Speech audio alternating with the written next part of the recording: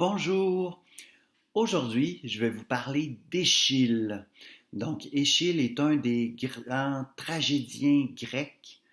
Il y en a trois. Donc, il y a Échille, Sophocle et Euripide. Échille est le plus vieux des trois, c'est l'aîné. Il n'aura pas le même succès que Sophocle au théâtre. Aujourd'hui, il est beaucoup moins joué. Sophocle, on va avoir tendance à jouer au théâtre Édipe Roi, Antigone, et même les pièces qu'il a mis de l'avant sont des histoires qui vont être reprises par des auteurs modernes. Euh, Échille, lorsqu'on le joue, on va jouer surtout l'Orestie, qui est la tragédie d'Oreste, Oreste qui a tué sa mère et l'amant de sa mère pour venger son père. Maintenant, il y a une raison pour laquelle Échille est beaucoup moins joué que Sophocle, c'est que c'est un théâtre qui est plus aride. C'est un théâtre qui est statique. Et si ce théâtre-là est statique, c'est parce qu'on sent vraiment que les personnages ne sont pas nécessairement des subjectivités en train de mettre leur trip sur la table, mais vraiment on a affaire à des fonctions morales. On sent que chaque personnage représente une posture, presque comme dans un débat socratique. Et on le voit très bien dans le récit, surtout pour la scène du procès, où Oreste a à défendre son acte. Les furies vont l'attaquer parce que ça se fait pas de tuer sa mère, et Oreste de répondre, oui, mais j'ai pas le choix de venger mon père. Et là, qu'est-ce qu'on fait avec ce dilemme moral? Il a fait plus d'une centaine de pièces de théâtre. On va compter 90 tragédies. On va compter une vingtaine de drames satiriques. Mais de tout ça, il nous reste aujourd'hui que 5 tragédies. Donc, voilà ce qui nous reste. Les suppliantes, les Perses, les 7 contre Thèbes, Prométhée enchaîné, et l'Orestie. Donc, si jamais vous voulez lire les œuvres complètes d'Échille, ben, c'est 400 pages, puis ça se lit en dedans d'un mois. Donc, c'est pas un truc titanesque, là, loin de là. Je veux vous parler de ma pièce préférée d'Échille, parce que, je vais vous dire, le théâtre d'Échille est un théâtre qui me plaît. Moi, j'aime beaucoup. Euh, c'est comme une façon symbolique de faire le théâtre où chaque personne est une représentation d'autre chose. Et les 7 contre Thèbes, la raison pourquoi c'est ma pièce préférée, c'est que c'est la pièce qu'Échille donne aux Labdacides.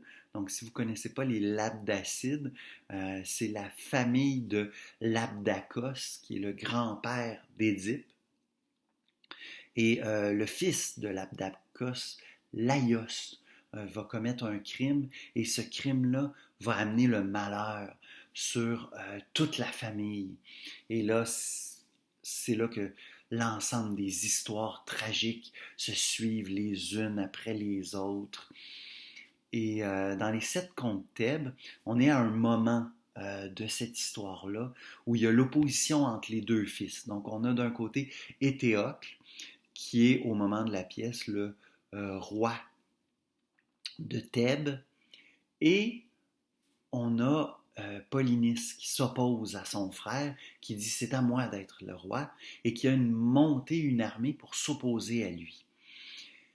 Maintenant, et ça j'aime beaucoup ça, si on était chez Sergueï Eisenstein, chaque frère aurait une armée immense, et on verrait deux foules s'entrechoquer pour faire une espèce de combat épique et savoir lequel des frères l'a emporté.